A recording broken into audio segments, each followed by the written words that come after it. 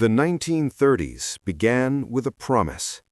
After the catastrophe of the Great War, 4 years of mud, barbed wire, poison gas, and industrial-scale slaughter, the nations of the world looked each other in the eye and made a solemn vow: never again.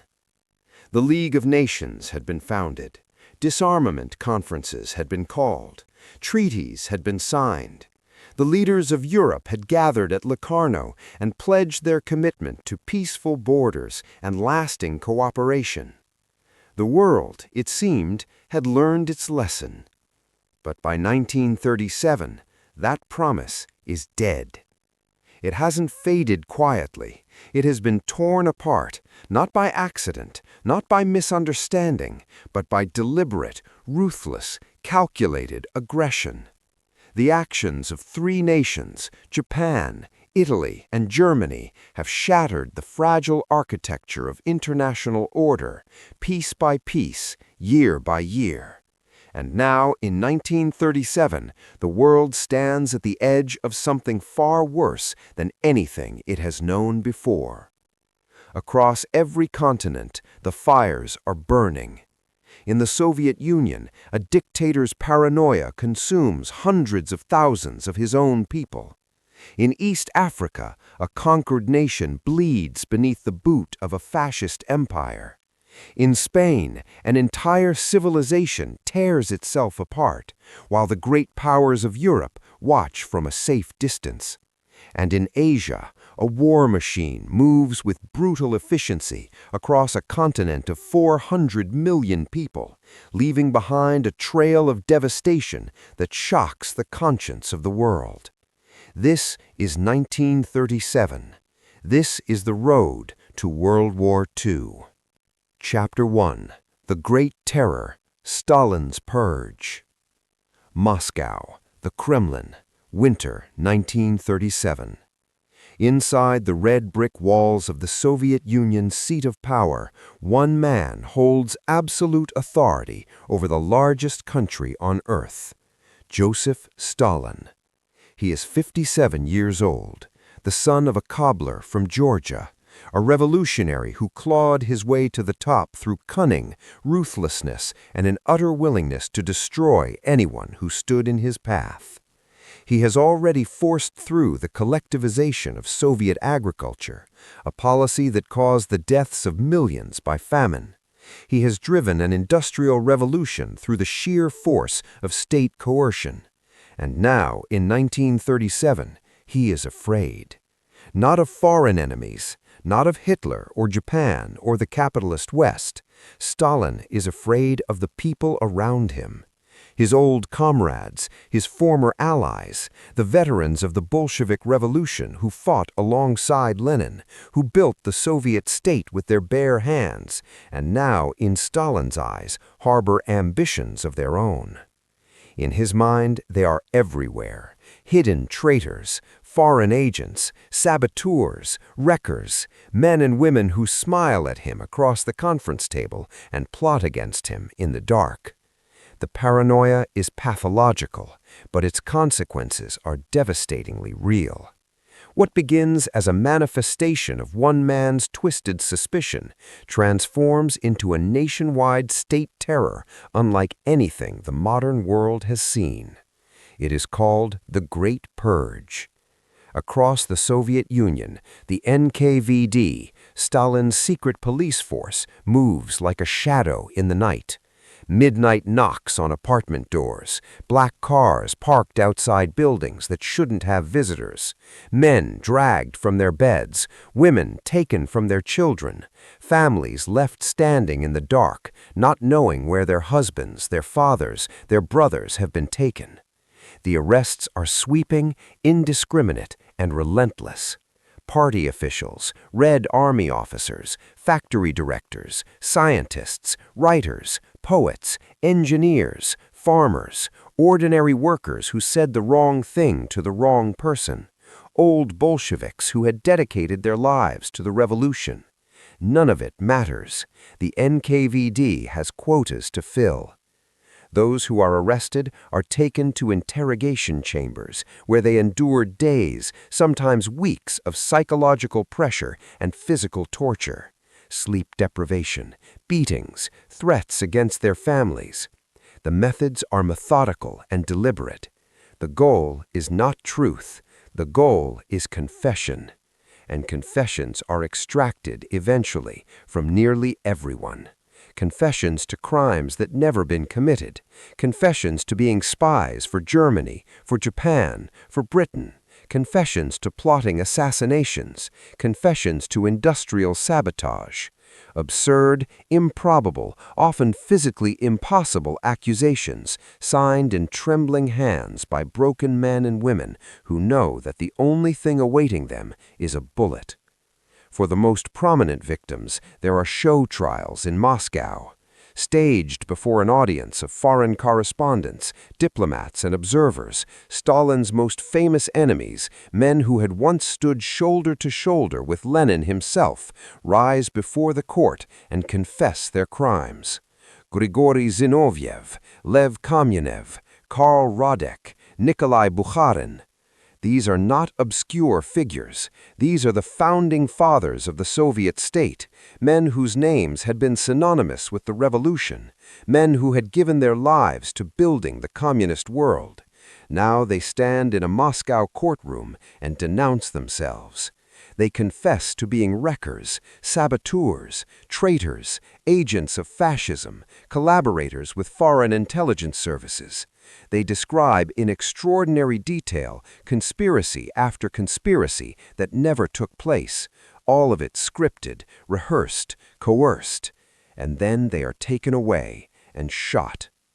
The military is not spared, far from it. Some of the most staggering losses of the Purge fall on the Red Army's officer corps.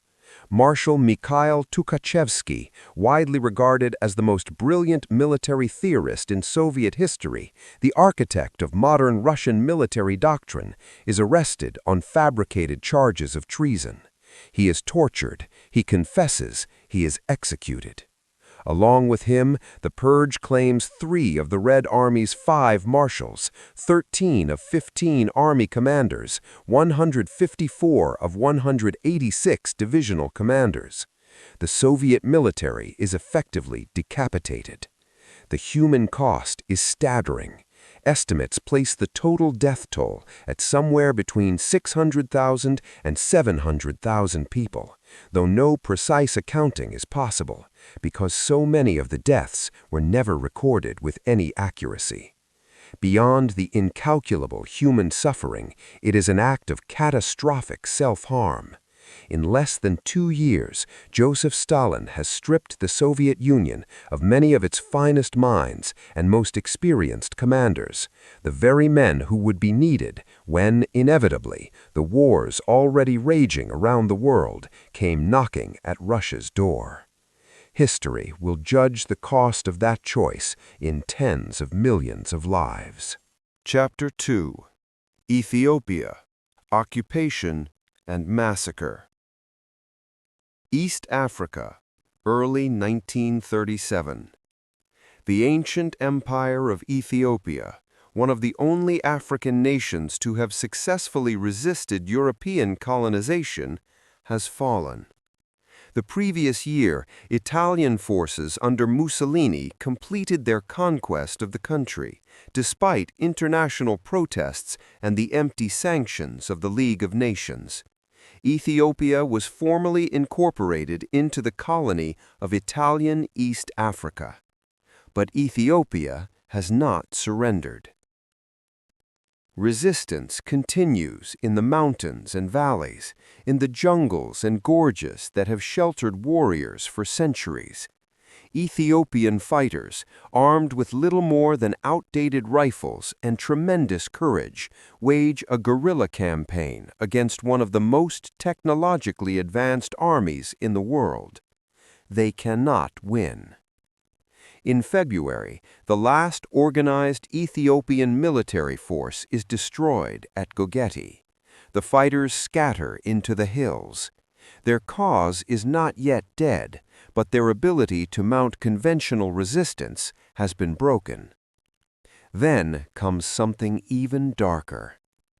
On February 19th, in the Ethiopian capital of Addis Ababa, two young Eritrean resistance fighters attempt to assassinate Italian Viceroy Marshal Rodolfo Graziani. He is wounded but survives. The Italian response is savage, immediate, and indiscriminate. For 3 days, Italian soldiers and Eritrean auxiliaries under fascist command rampage through the streets of Addis Ababa. They move from neighborhood to neighborhood, dragging people from their homes, shooting them in the streets, burning buildings to the ground. Churches are burned, mosques are destroyed, entire neighborhoods are put to the torch. Thousands of civilians are massacred.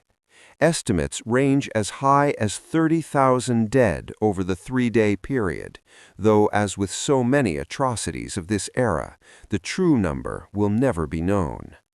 Among the dead are hundreds of Ethiopian intellectuals, community leaders, and members of the clergy, deliberately targeted in what amounts to an attempt to destroy the cultural and civic leadership of the country. The world receives the news with horror, but no one acts, because the world's attention in the spring of 1937 is focused on Spain. Chapter 3. Spain, 1937. The Spanish Civil War has been raging for nearly a year, and it has become something far more than a domestic conflict. It is a testing ground. On one side, the Republican government, democratically elected, supported by the Soviet Union, Mexico, and tens of thousands of international volunteers from across the world who have come to fight fascism.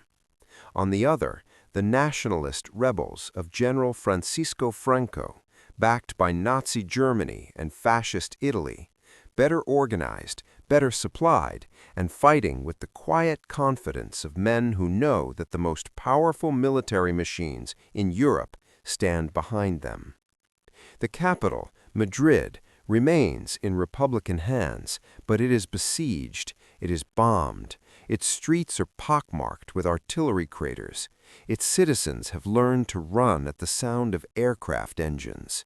In March, the Republicans win their greatest and what will prove to be their last significant victory. At Guadalajara, in the rugged terrain north of Madrid, Republican forces smash an Italian-led offensive, routing Mussolini's troops in a humiliating defeat that embarrasses Italy on the world stage. For a brief moment, it seems possible that the Republic might survive. That moment does not last. The nationalists regroup. They are better organized, better armed, and they have something the Republicans do not: the full weight of Nazi Germany's military resources behind them. That spring, Franco launches a major offensive in northern Spain aimed at destroying the industrial heartland of the Basque Country. And to clear the way, Germany sends its air force. April 26, 1937, the small Basque market town of Guernica. It is a Monday, market day.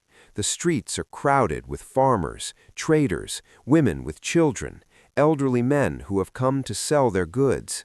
It is an ordinary afternoon in an ordinary town that has stood for centuries. Then the planes come.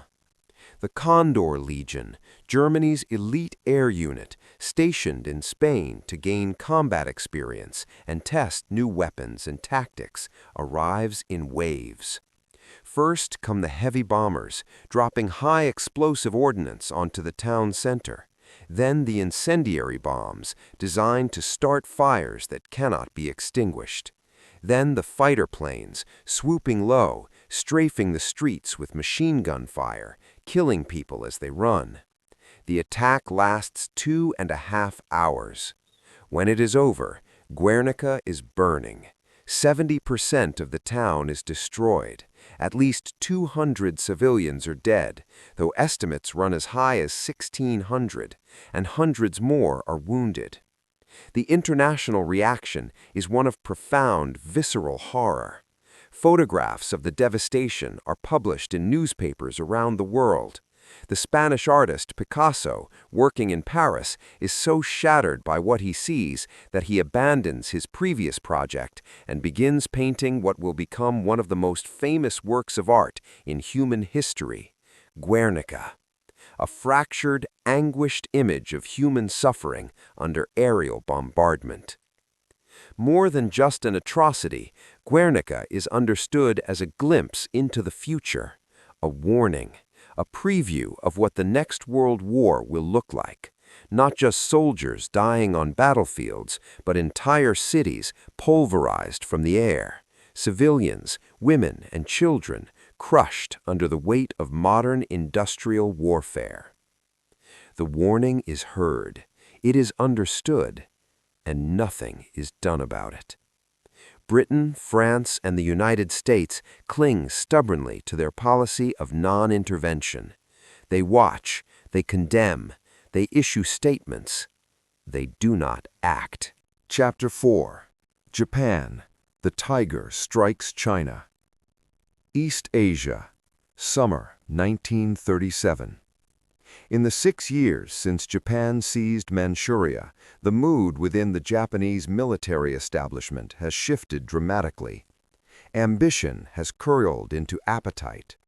The new Prime Minister, Prince Fumimaro Konoe, shares the military's hunger for expansion. Serving Army and Navy officers hold key positions in his cabinet. Military spending surges, funded by the economic windfall from resource-rich Manchuria. Japan is rearming at a breathtaking pace, and its generals are eager to use what they have built. The spark that ignites the next war comes unexpectedly, as sparks often do. July 7, 1937. Outside Beijing, at the Marco Polo Bridge, an elegant, ancient span crossing the Yongding River that has stood for 7 centuries, a Japanese army unit conducts night maneuvers. In the confusion of the exercise, a soldier goes missing. Japanese officers demand the right to search a nearby Chinese garrison. The Chinese refuse. Shots are fired. Within hours, scores of Chinese soldiers are dead. The Marco Polo incident. In the days that follow, both sides make a fateful decision. They choose not to step back. Japan pours reinforcements into northern China. China's leader, Generalissimo Chiang Kai-shek, stands before his nation and calls for a war of self-defense. China will not yield another inch of its territory to Japanese aggression. The war begins in earnest. Japanese forces are outnumbered. China has 400 million people and a massive army to draw from. But numbers are not everything. Japan's military machine is modern, disciplined, and supremely effective. Its officers are trained with ruthless efficiency.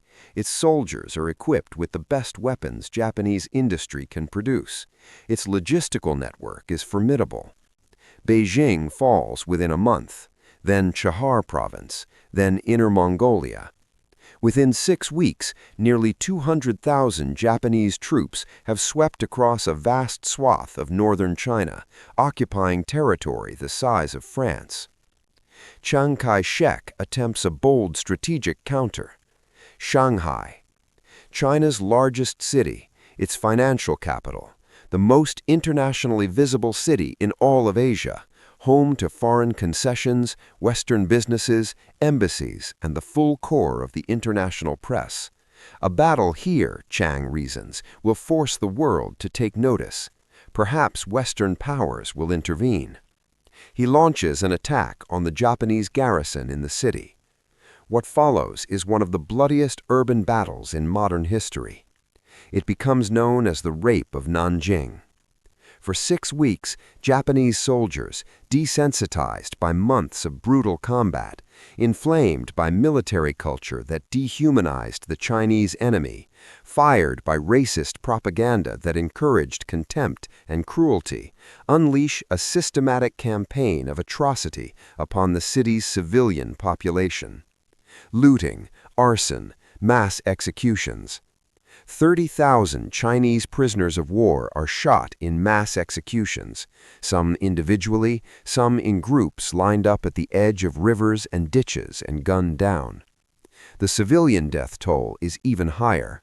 Conservative estimates place the number of non-combatants killed at 100,000. Some historians put the figure at over 200,000. The true number remains one of the most fiercely debated questions in 20th century historiography, but there is no debate about the nature of what occurred. It was mass murder, systematic, deliberate, organized. The world reacts with horror and revulsion. The League of Nations condemns Japan. The United States condemns Japan. Newspapers across Europe and America run front-page stories of the atrocities. Once again, condemnation is not followed by action. No country sends troops. No country imposes real consequences. The only meaningful response comes from an unexpected direction. Joseph Stalin, who watches Japanese expansion with deep unease, fearing above all a Japanese attack on the Soviet Far East, quietly increases military aid to China. He signs a non-aggression pact with Chiang Kai-shek's opponent.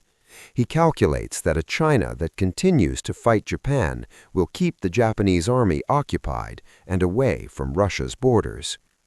Adolf Hitler, characteristically, draws the opposite conclusion. The ease with which Japan has rolled through China confirms his conviction that Japan is a superior military power, worthy of Germany's partnership. Accordingly, Hitler ends Germany's long-standing program of military assistance to China. The emerging shape of the war's alliances grows clearer. Chapter 5. The Hindenburg, a Sign of the Times. Lakehurst, New Jersey, May 6, 1937. The enormous German airship Hindenburg, the pride of the Third Reich's aeronautical ambitions, 3 times longer than a Boeing 747, capable of carrying 97 passengers and crew across the Atlantic in luxury, glides majestically toward its mooring mast in the fading afternoon light. Then it catches fire. In seconds, the hydrogen-filled superstructure becomes a roaring ball of flame. The ship plummets to Earth in 34 terrifying seconds. Newsreel cameras capture every moment. Radio reporter Herbert Morrison, describing the landing live for a Chicago station, breaks down in tears on air. "Oh, the humanity!" 36 people are killed. Movie audiences around the world sit in stunned silence as the footage plays in theaters.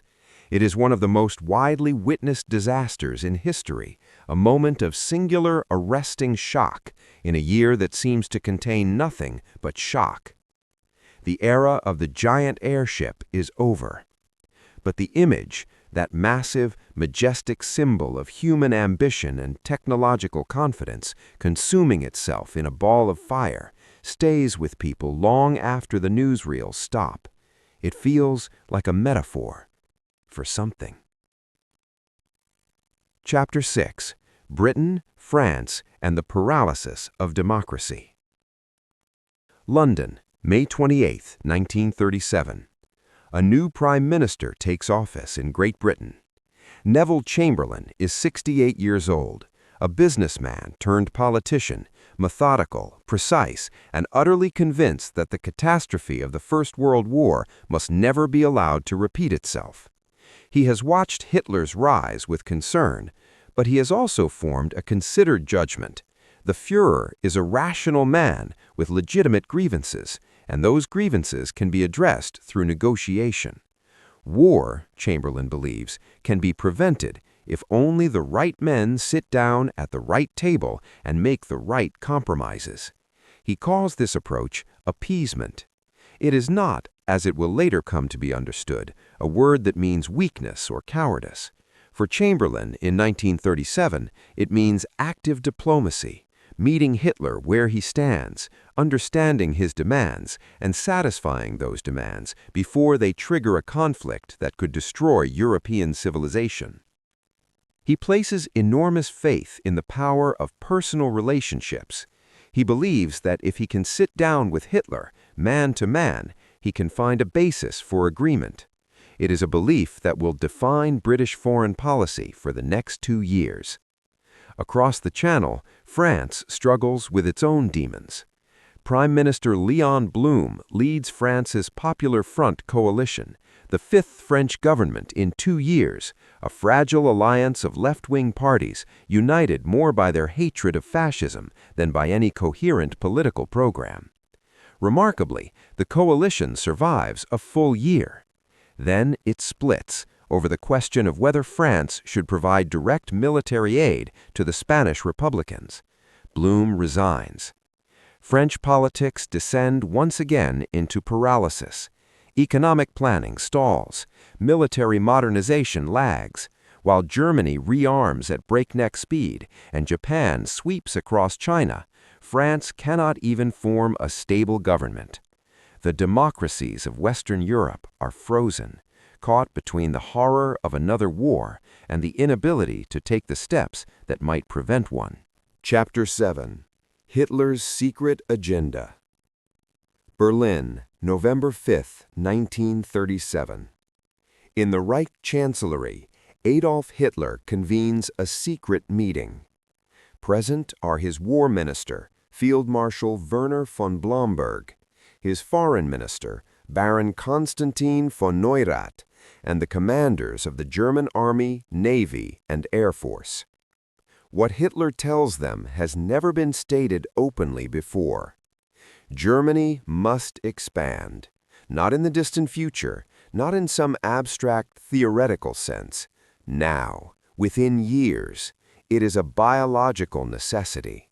The German people, the Volk, require Lebensraum, living space, land to settle, resources to exploit, room to breathe and grow. The first targets are already chosen. Austria, historically and culturally German, currently independent, must be absorbed into the Reich. Czechoslovakia, partly German-speaking, strategically positioned, must be neutralized and carved up. Both moves, Hitler acknowledges, risk triggering a response from Britain and France. Both moves may lead to war. That is acceptable. In fact, it may be necessary.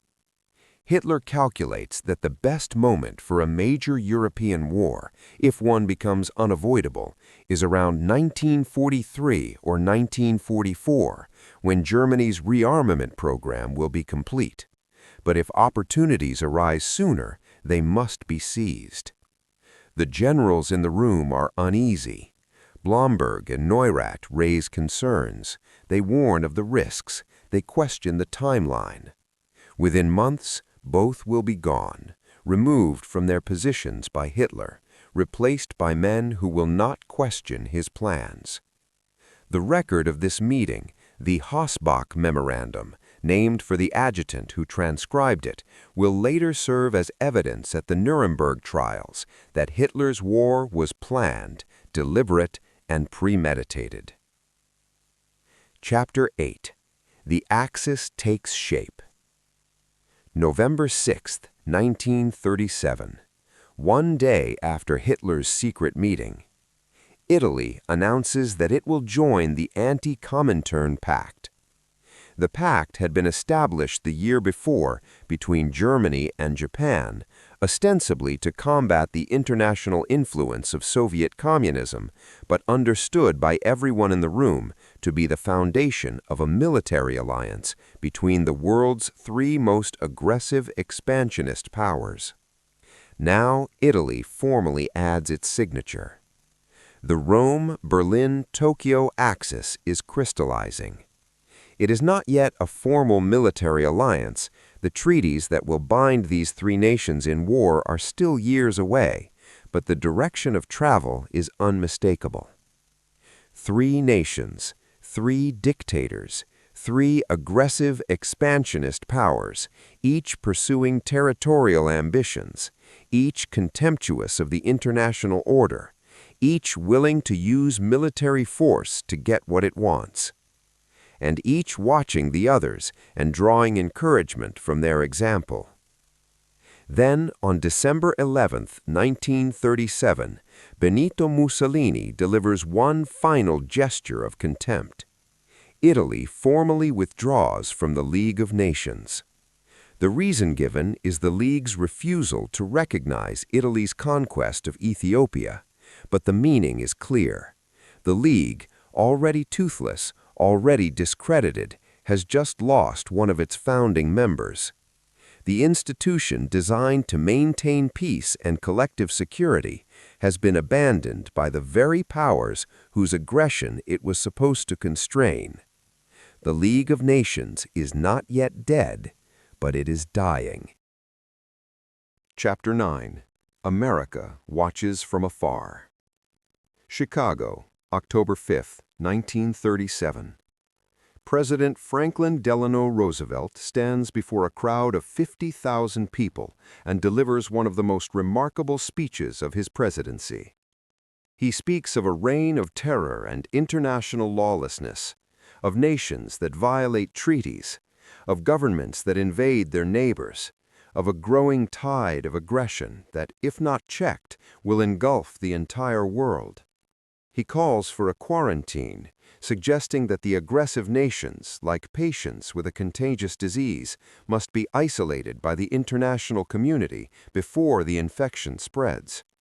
There is no escape from international anarchy, he warns, in mere isolation or neutrality. The speech is dramatic. It is honest.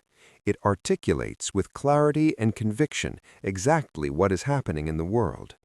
And it lands like a stone in still water, causing barely a ripple, because Roosevelt is profoundly out of step with the American public.